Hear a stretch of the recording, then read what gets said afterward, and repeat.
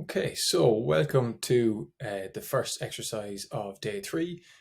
We've finished our recap, so we're now going to go into our first round of voting. And this exercise is called Art Gallery. So hopefully everyone sent on their sketches at the end of day 2 to the facilitator. That will have given the facilitator a chance to place these on the board already. This is important to do. It's just a time-saving thing. It means people will be able to start voting immediately and without kind of emailing and copying and pasting images to the board at the start of the day. So if you're the facilitator, you can just copy and paste images onto this board. What you want to do in terms of arranging them is try to have the relevant sections together, but the individual artists mixed up.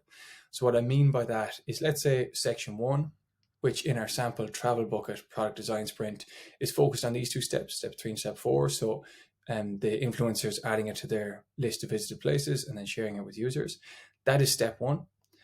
So in this example, we might have this sketch here from our first person. So that's related to that specific step. It's around adding a new place, as you can see, and then saving that place and then sharing it. This is our second participant and kind of doing the same thing there. And our third participant over here, which is different sketching style, is here. In a full sprint, you would have another 2 steps here. So you would have sketches for somebody adding it to their travel bucket list. So that's kind of the user as opposed to the influencer. And we would also have some sketches around step 7, which is seeing those special deals on flights or hotels. But for our example case, we don't have sketches done for all of those. So we're just working with that first step around influencers creating and adding something. If you did have subsequent steps, I would recommend mixing up the order of the artists. So if this sketch was drawn by Chad, say, and we put him in first place here, maybe this sketch is drawn by Anna and this sketch is drawn by Joe.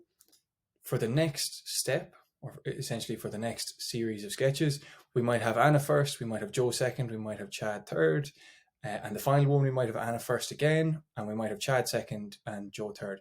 So just try to mix them around. It just makes it a little bit less obvious for people exactly whose sketches is who.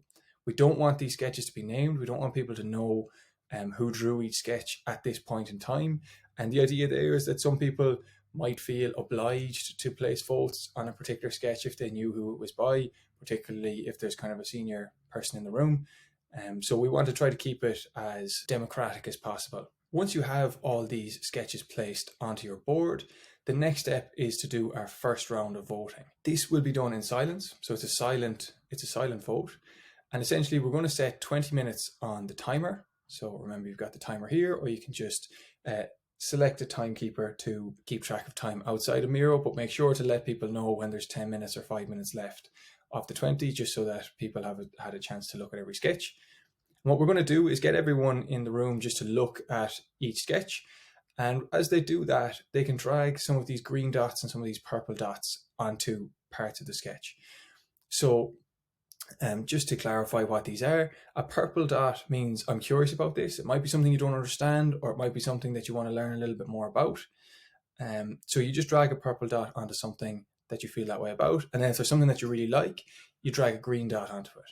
You can put as many green dots onto things as you want. You can put 2 or 3 onto the exact same thing. And same with purple dots, although generally one purple dot is normally enough to just get someone to explain it a little bit more. People will get the opportunity to explain their sketches in a little while once this first round of dot voting is done.